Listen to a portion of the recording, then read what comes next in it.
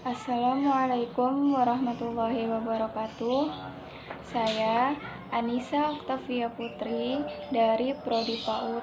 Melalui video ini, saya akan memenuhi tugas UAS saya dalam meresum mata kuliah Filsafat Pendidikan yang diampu oleh Bu Eti Dayani sebagai dosen. Langsung saja saya akan mempresentasikannya. Apa itu filsafat pendidikan? Filsafat pendidikan merupakan ilmu filsafat yang mempelajari hakikat pelaksanaan dan pendidikan. Filsafat pendidikan itu berusaha menjawab pertanyaan yang mengenai kebijakan pendidikan, sumber daya manusia, teori kurikulum, dan pembelajaran. Filsafat dan pendidikan sebenarnya adalah dua istilah yang mempunyai makna sendiri, akan tetapi ketika digabungkan akan menjadi sebuah tema yang baru dan khusus. Filsafat pendidikan tidak dapat dipisahkan dari ilmu filsafat secara umum. Apa saja jenis-jenis pengetahuan pada filsafat pendidikan? Yang pertama, ada pengetahuan biasa, yakni pengetahuan yang dalam filsafat dikatakan dengan istilah common sense atau nalar wajar, sesuatu yang masuk akal. Terkadang disebut sebagai good sense, pula yang berarti pengetahuan yang diterima secara baik. Yang kedua, ada pengetahuan ilmiah atau ilmu pengetahuan yang diperoleh dengan cara khusus, bukan hanya digunakan saja, tetapi ingin mengetahui lebih dalam dan luas, mengetahui akan kebenarannya, tetapi masih berkisar pada pengalaman. Yang ketiga, ada pengetahuan filsafat, yaitu pengetahuan yang diperoleh dari pemikiran yang kontemplatif dan spekulatif. Pengetahuan filsafat itu menekankan pada universalitas kedalaman kajian mengenai ilmu, hanya pada satu bidang, pengetahuan yang mengerucut. Sementara filsafat membahas hal-hal yang lebih luas, namun tetap mendalam. Yang keempat, ada pengetahuan agama, yaitu pengetahuan yang hanya diperoleh dari Tuhan lewat para utusannya. Pengetahuan agama bersifat mutlak, absolut, dan wajib diyakini oleh para penganut-penganutnya tanpa bukti empiris sekalipun. Apa saja jenis nilai pada filsafat pendidikan? Yang pertama, ada nilai objektif, adalah nilai-nilai yang berada dalam kebenaran yang sebenarnya tanpa memperhatikan unsur-unsur kemanusiaan. Yang kedua, beberapa orang menganggap bahwa nilai bersifat absolut dan abadi jika nilai yang berlaku pada saat ini sudah valid, sebagaimana pada masa lalu yang berlaku untuk setiap orang.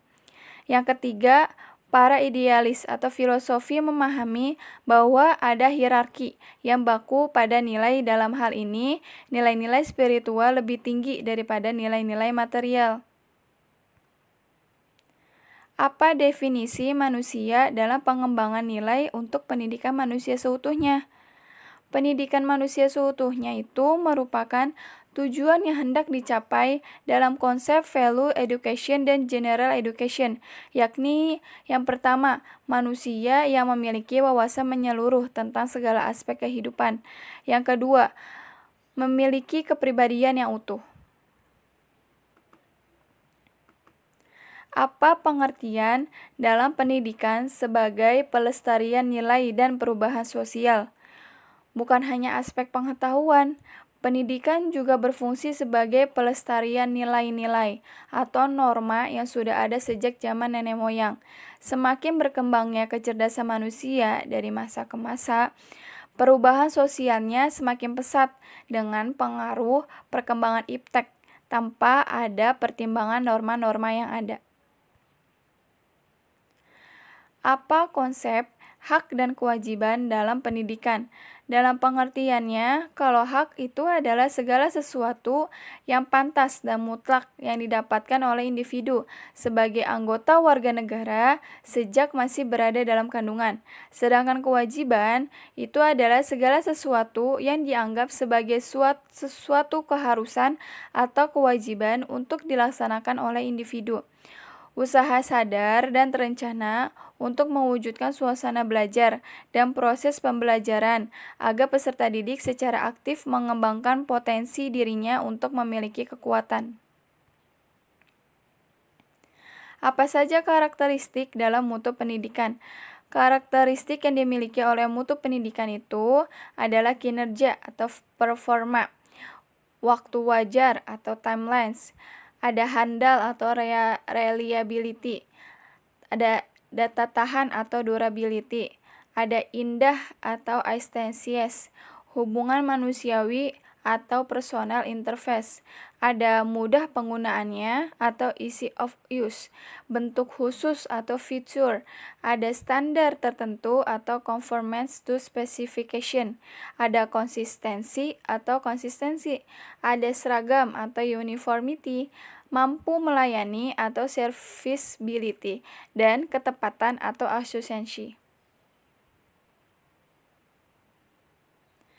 Apa pengertian manusia sebagai makhluk individu?